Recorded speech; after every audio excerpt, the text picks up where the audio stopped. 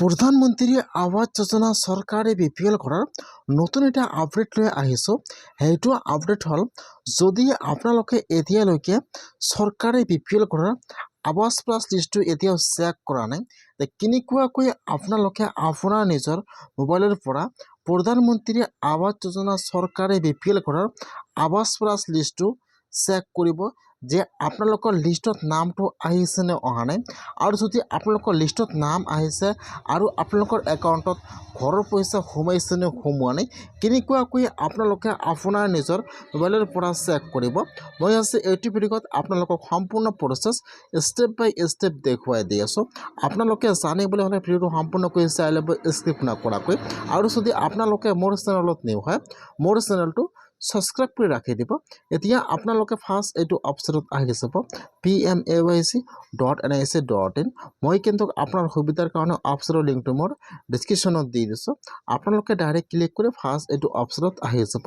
হোৱাৰ পিছত আপোনালোকে ফাৰ্স্ট আৱাসৰ ওপৰত ক্লিক কৰিব। তাৰ পিছত আপোনালোকে এতিয়া ইয়াত আৰু এটা পেজ ওপেন হৈ যাব। এতিয়া আপোনালোকে ৰিপৰ্টৰ ওপৰত ক্লিক কৰিব। এতিয়া কিন্তু আপোনাৰ ওচৰত আৰু এটা নতুন পেজ ইয়াত ওপেন হৈ যাব এনেকুৱাকৈ। এতিয়া আপোনালোকে ইয়াত চাব, ইয়াত কিন্তু ABCDৰ অপশ্যন দিয়া থাকিব। সেইকাৰণে আপোনালোকে ইয়াত চাব, একেবাৰে তলত আহি যাব। ইয়াত চাব, ইয়াত যিটো আই নম্বৰ অপশ্যন দিয়া আছে আৱাস প্লাছ ৰিপৰ্ট। এতিয়া আইত যিটো 3 নম্বৰ অপশ্যন দিয়া আছে আৱাস প্লাছ কেটাগৰী উইথ ডাটা সামাৰী। এতিয়া আপোনালোকে আইৰ 3 নম্বৰ অপশ্যনৰ ওপৰত ক্লিক কৰিব। এতিয়া কিন্তু আপোনাৰ ওচৰত আৰু এটা নতুন পেজ ইয়াত ওপেন হৈ যাব এনেকুৱাকৈ। ফাৰ্স্ট চাব, ইয়াত দিয়া থাকিব অল ষ্টেট। এতিয়া আপোনালোকে সেইটো অপশ্যনৰ ওপৰত ক্লিক কৰিব। ফাৰ্স্ট ইয়াত আহি যাব ষ্টেট নাম। আপোনালোকে ফাৰ্স্ট সিলেক্টত ক্লিক কৰি ইয়াত যিটো আপোনালোকৰ ষ্টেট নাম হয়, আপোনালোকে ফাৰ্স্ট ইয়াত আপোনাৰ ষ্টেট নামটো সিলেক্ট কৰি লৈ ল'ব। তাৰপিছত আপোনালোকে সিলেক্টত ক্লিক কৰিব। ইয়াত আহি যাব আপোনালোকৰ ডিষ্ট্ৰিক্টৰ নাম। এতিয়া আপোনালোকে ইয়াত চাই ল'ব যে ইয়াত আপোনাৰ ডিষ্ট্ৰিক্টৰ নাম কোনটো হয়।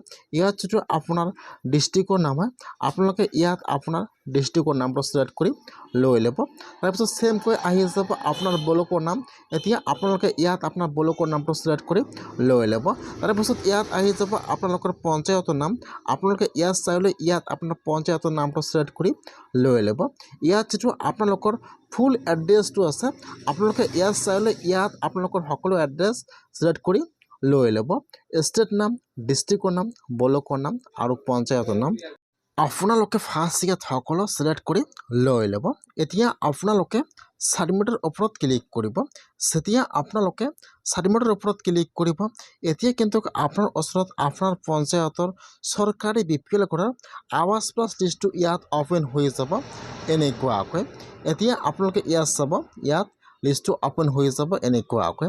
ফাৰ্স্ট আহি যাব আপোনাৰ ডিষ্ট্ৰিক্টৰ নাম, আপোনাৰ ব্লকৰ নাম আহি যাব, আপোনালোকৰ পঞ্চায়তৰ নাম আহি যাব। ইয়াত আপোনালোকৰ ঘৰৰ ৰেজিষ্ট্ৰেশ্যন ID নম্বৰ আহি যাব। এইফালত আপোনাৰ ফুল নেম আহি যাব আৰু এইফালত আপোনালোকৰ ফাদাৰ্ছ নেম আহি যাব।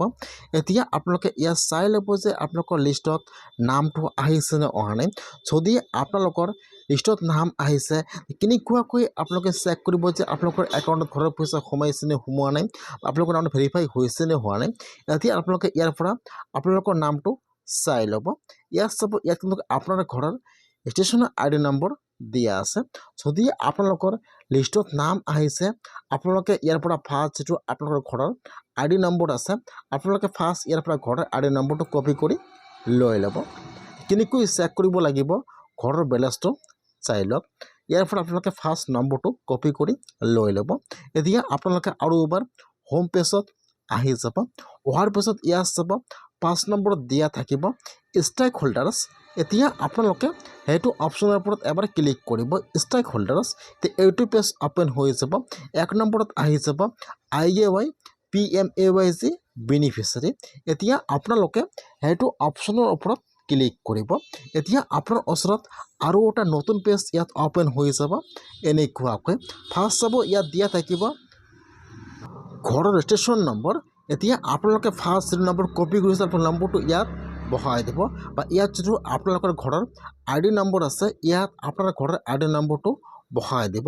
আৰু এইফালত যি কিপচা আহি যায়, এতিয়া আপোনালোকে ইয়াত কেপচাটো চেম কৰিছে ইয়াত কেপচাটো বহাই দিব কেপচাটো বহাই দি আপোনালোকে এতিয়া চাৰিমুৰৰ ওপৰত ক্লিক কৰিব যেতিয়া আপোনালোকে কেপচাটো বহাই দি চাৰিমুৰত ক্লিক কৰিব এতিয়া কিন্তু ইয়াত ফাৰ্ষ্ট আপোনাৰ সম্পূৰ্ণ ডিটেইলছ আহি যাব যেটো আপোনালোকৰ এড্ৰেছটো আছে ইয়াত আপোনাৰ ফুল এড্ৰেছটো ইয়াত এনেকুৱাকৈ আহি যাব আপোনালোকে ফাৰ্ষ্ট ইয়াত চাই ল'ব যে আপোনালোকৰ সেইটো এড্ৰেছ হয় না বা আপোনালোকৰ সেইটো নাম হয় নে নহয় এতিয়া আপোনালোকে চোৱাৰ পিছত এতিয়া আপোনালোকে অলপমান তলত আহি যাব এতিয়া কিন্তু ইয়াত আপোনাৰ ডিটেইলছটো সম্পূৰ্ণ চাব পাৰিব আপোনালোকৰ যেটো একাউণ্ট নম্বৰ লিংক কৰিছে ইয়াত আপোনাৰ একাউণ্ট নম্বৰৰ লাষ্টৰ চাৰিটা নম্বৰ শ্ব' কৰিব ইয়াত আপোনাৰ ডিটেইলছ সম্পূৰ্ণ আহি যাব এনেকুৱাকৈ আৰু আপোনালোকৰ একাউণ্টত ঘৰৰ পইচা সোমাইছে মানে এইটো সকলো প্ৰচেছ দেখুৱাই দিব এনেকুৱাকৈ আপোনালোকে এনেকুৱাকৈ ঘৰৰ পইচাটো চেক কৰিব লাগিব